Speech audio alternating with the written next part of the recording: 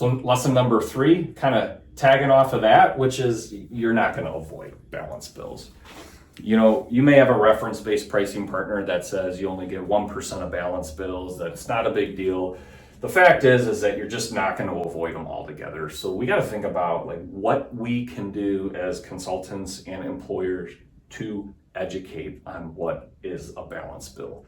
That is the solution. You have to educate your employees about what these things are. And so the first thing is you have to educate them on how do you identify a balance bill? Well, it's pretty simple. You just need 2 documents. Simple, but we all don't look up these documents all the time, right? So it is going to be something new. When I say we, I mean employees. But the 2 pieces of information that you're going to need in order to appropriately identify a balance bill is your explanation of benefits, and that's something that's either going to be mailed to you by your insurance carrier or you are going to get electronically through their portal, right? And so it is basically going to tell you how much your insurance covers of that service.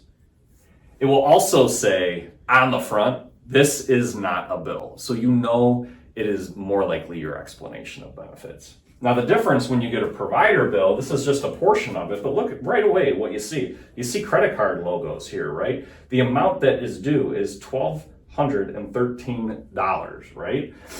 That is a provider bill. And the way that you know it's a provider bill is you make sure the dates of the service, all match up and everything, but do these amounts match? $30 versus $1,213? No, absolutely not, right? So the first thing that an employee should do in that case is contact the reference-based pricing partner so they can actually take action on the policies and the procedures that they have in place to help members through this balance bill.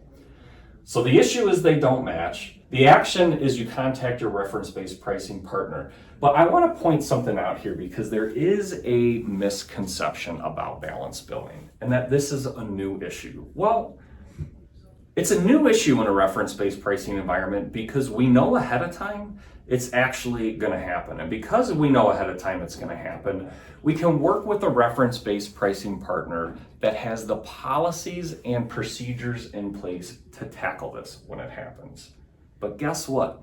This happens all the time on a carrier network plans as well. We just don't know it's happening because there's no mechanism within a carrier plan to understand if people are actually getting balance billed. And if I'm a betting man and you send out a survey to your employees and you're in a carrier network arrangement, I bet you somebody within your employee population has had a balance bill with one of the major insurance carriers, and it would probably surprise you.